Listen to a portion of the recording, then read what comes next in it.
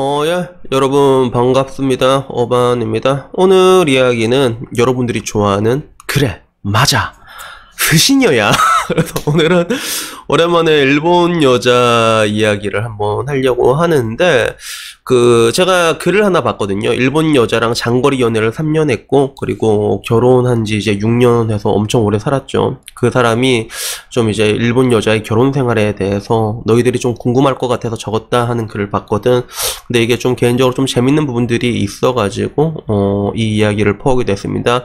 우선은요, 글 써온 사람은 아까 말한 것처럼 장거리 연애를 3년 했고, 그리고 결혼을 6년을 했다고 해요. 그래서 애가 둘이라고 합니다. 딸 하나, 아들 하나. 야, 이거 진짜 좋다, 그지? 딸 하나, 아들 하나 진짜 개굿이란 말이야. 다들 이렇게 그 자식들을 이게 항상 그렇거든. 하나 더 낳고 싶냐라고 얘기했을 때, 야, 딸 나온다는 보장이 있으면 낳는다, 이 얘기 진짜 많이 하는데 그게 진짜 맘대로 안 돼요. 그래서 내 아는 형님도 그 옛날에 음악학원 다닐 때 아들이 셋이었는데 그 얘기를 하는 거야. 3명 낳으면 딸 하나 나올 줄 알았다고. 그런데 결국에 내 그 학원 그만둘 때쯤 돼가지고 아들 4명 됐거든.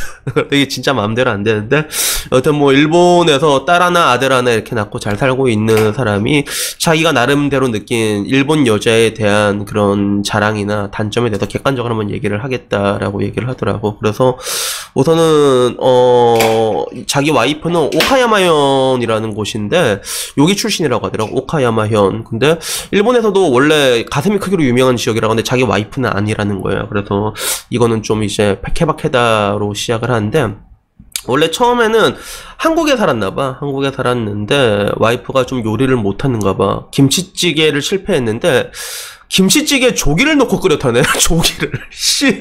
그래갖고 집안일을 자기는 와이프가 되게 많이 못한대. 일단은 우리 이미지랑 달리 일단 자기 와이프는 좀 못하는데, 근데 되게 잘해준대. 애한테, 특히 애한테 잘하는가 봐. 그래서 집에 서열이 첫 번째가 딸이고 두 번째가 아들이고 세 번째가 걔고 네 번째가 남편이다 라고 이렇게 얘기를 하면서, 그러면서 지금까지는 자기 와이프의 이 이야기였고, 그리고 지금은 이제 일본 넘어가 살고 있으니까 일본에서 5년 6개월 살면서 느낀 일본 여편네들의 그런 반응에 대해서, 평균에 대해서 얘기를 하자면, 일단은 가급적이면 남자들의 기를 안 죽인다고 해요. 그래서 가급적이면, 그래서 안 죽인다는 게 아니라 가급적이면, 그래서 열의 여덟은 좀 순종적이고 자기 와이프도 이런 관점에서 좀 순종적인 게 있다고 해. 그리고 두 번째는 취미 활동을 좋아한다고 하네.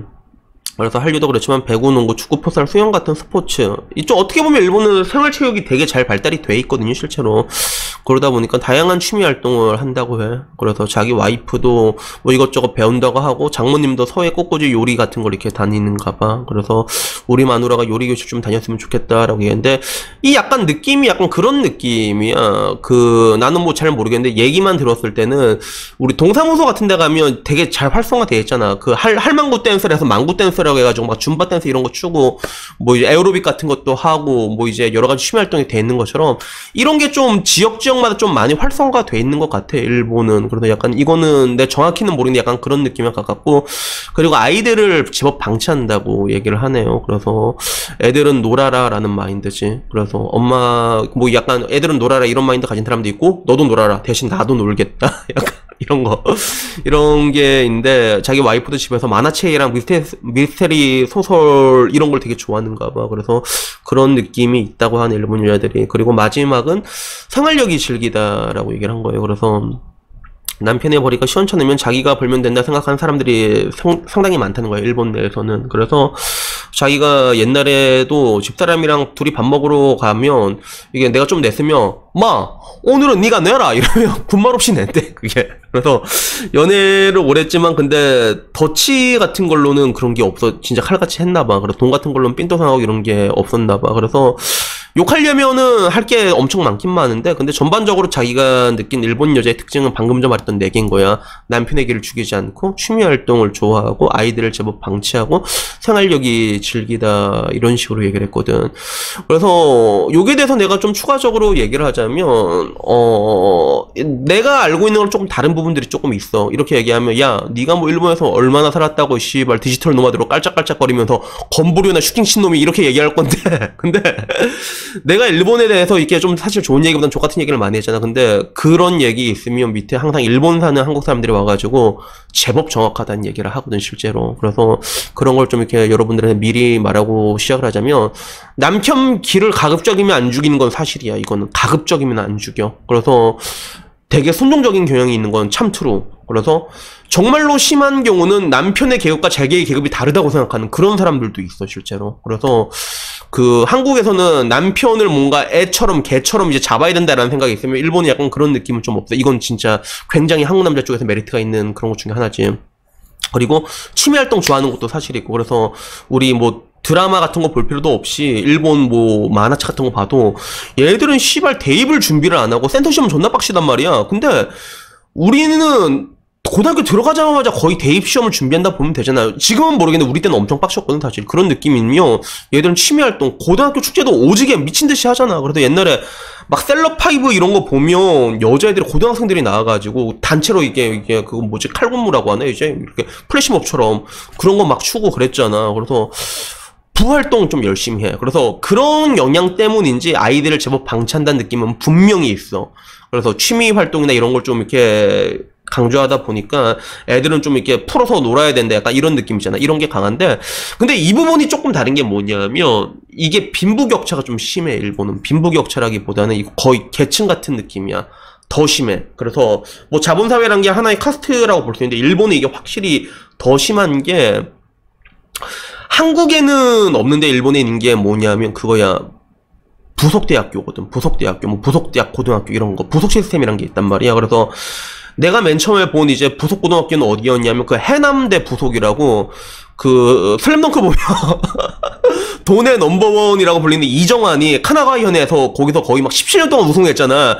그 학교가 해남대 부속고등학교인데 이 부속 시스템이란 게 일본에는 있거든요, 이게. 그래서 이게 어떤 시스템이라고 쉽게 생각하면, 예를 들어 한국에 서울대 이게 부속고등학교가 있다 이러면 진짜 서울대 부속고등학교 입학을 하잖아. 그러면 웬만해 갖고 선생님한테 야 이 씨발 새끼 이러면서 선생님이 막 패고 막 침 뱉고 학점 웬만큼 깽판 치지 않은 이상 서울대를 들어간다고 보면 돼요. 이게 일본에는 있거든. 이게 일본에는 있단 말이야. 가장 큰 차이야. 그러다 보니까 일본 내에서는 이쪽으로 만약에 보내려고 하잖아, 애들 존나 빡시게 엘리트식으로 시켜. 그래서 유치원 때부터 그냥 다이렉트로 대학교까지 쭉쭉쭉 올라간 경우가 있어. 그 대표적으로 아라시의 사쿠라이 숑가 걔가 그렇잖아. 그 게이오대라고 진짜 명문대학교 있거든. 게이오대가 한 어느 정도라고 해야 되나? 게이오대면 한 서영고 레벨이라고 봐도 되잖아. 그치? 보통 우리가 연세대를 와세다로 비유하면 거의 그 정도 클래스, 게이오가 거의 그 정도 클래스보다 야 조금 아래거나 거의 그 정도인데, 그 학교를 그냥 유치원 때부터 들어가서 다이렉트로 쭉 올라갔거든. 그러니까 이런데 들어간 애들은 존나 빡세. 애들 때부터 존나 심하게 이제 스파르탄 시켜갖고 돈도 엄청 뿌리고 그렇게 되고, 그렇지 않은 애들은 아까 말한 것처럼 나머지 좀 떨궈져가지고. 그래서 일본 내에서는 그런 게 있어. 평범함을 좀 강요하는 미덕 같은 게 분명히 있거든. 평범함을 강요하는 그런 미덕 같은 게 없지 않아 있단 말이야. 그러다 보니까 일본에서는 이제 그런 좋게 말하면 장인정신이라고도 말할 수가 있는데, 그러다 보니까 평범한 사람들의 삶은 평범한 대로 이렇게 가는 부분들이 있거든. 그래서 다들 그런 식으로 살지만, 근데 어떻게 봐서 계층적으로 봤을 때는 더 심한 부분들이 있어. 한국보다 분명히 더 심한 게 있단 말이야. 그게 아까 말했던 그런 보석대 시스템 같은 게 있고요. 그리고 마지막 생활력이 즐기다 이거는 일본 여자의 종특이라기보다는 상황이 그렇게 만든 거지. 그 거시적인 일본 경제 상황이 버블 경제 때부터 시작돼가지고 주구장창 디플레이션 쭉 왔잖아. 아베노믹스 터지기 전까지 계속 떨어졌단 말이야. 물가가 안 오르면 좋은 것 같지? 아니야, 월급도 안 올라가. 그래서 그런 가운데서 결국엔 여자들이 중년 독신 여성들의 쓸쓸한 죽음들을 보다 보니까 결국엔 생긴 게 마케인이라는 단어가 생겼잖아. 마케인으로 싸움에 진 게. 그래서 이거는 생활력이 즐기다는 거는 그런 거, 일본의 상황이 그렇게 만든 거지. 일본의 상황이 그렇게 만든 거지. 그치? 목도리는 그냥 아빠가 사주는 거는 그냥 처먹으면 돼요. 알았죠? 그래서 이런 애들은 열심히 살 필요가 없는데 이런 고양이처럼 살면 열심히 살 필요가 없단 말이야. 그냥 주는 거나 먹고 생각 없이 그렇게 살면 되는데, 근데 여자들의 생활이 그렇게 녹록지 않게 된 거란 말이야. 그래서 그러다 보니까 생활력이 강해질 수밖에 없었던 거지. 그래서 전반적으로 내가 봤을 때는 뭐 이 사람들 얘기가 다 맞지만, 근데 추가적으로 얘기하자면 그런 뭔가 부속고 시스템이라던가 약간 자본적으로 봤을 때 약간 다른 부분들은 있어. 그리고 생활력 같은 경우도 내가 봤을 때는 거시적 경제의 변화에 따른 게 더 크다 느끼는 게 있고, 아, 그리고 마지막으로 얘기하자면 그 일본 여자 가슴 있잖아, 가슴. 와이프가 어디라고 했지? 잠깐만, 어느 출신이라고 했지? 내가 봤거든. 일본 여자들이 오카야마 현인데, 이 글 쓴 사람이 오카야마 현 출신인데, 근데 그 일본은 지역마다 그 갑바 크기가 다 달라. 여자가 갑바 크기가 다른데, 근데 하나 확실한 거는 일본 간 사람 알겠지만 확실히 커, 한국보다는. 확실하게 커. 그래서 중국 여자는 골격이 확실하게 얇다라는 느낌이 든다면 약간 슬렌더라고 보면, 일본 여자는 키는 작은데 이게 진짜 오파이라고 하지. 가슴이 와, 그런 게 있단 말이야. 그래서 일본 평균이 B컵인 건 아세요? B컵? 일본 평균이, 한국은 A컵이잖아. 한국은 A냐 트리플 A냐 이걸 써낸다면 일본 내에서는 A컵이 5.3%밖에 안 돼. 그 다음부터 다 B 이상이야. B컵이 20.5%, C컵이 26%, D컵이 24%, E컵이 16%, F컵이 6%. 이렇게 나오는데, 이게 지역별로 보면 또 편차가 좀 있거든. 그래서 아까 봤던 그 오카야마가 난 어딘지 몰라서 찾아보니까 여기가 히로시마 옆에 있더라고. 히로시마 옆에.